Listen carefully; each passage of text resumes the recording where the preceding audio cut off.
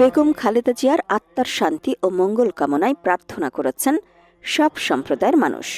শহরের অংড বৌদ্ধ বিহারে আয়োজন করা হয় প্রার্থনার।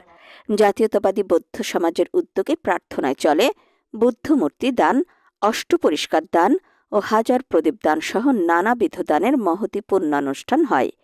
এতে অংশ নেন চাকমা ও মারমা সম্প্রদায়ের মানুষ। এ সময় স্মৃতিতে বেগম খালেদা জিয়ার জন্য শোক জানিয়ে পাহাড়ি জনগোষ্ঠীর উন্নয়নের জন্য তার অবদান স্মরণ করা হয়।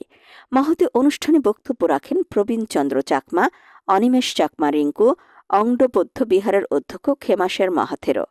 পরে ধর্মীয় দেশনায় প্রয়াত বেগম জিয়ার আত্মার শান্তি ও তাকে স্বর্গবাসী করতে বিশেষ প্রার্থনা করা হয়। এছাড়াও শহরের শ্রী শ্রী লক্ষ্মীনারায়ণ মন্দিরে হিন্দু ও ত্রিপুরা সম্প্রদায়ের মানুষ বেগম জিয়ার আত্মার শান্তি কামনায় প্রার্থনা করেন। এছাড়াও দাঁড়িয়ে 1 মিনিট নীরবতা পালন করেন তারা।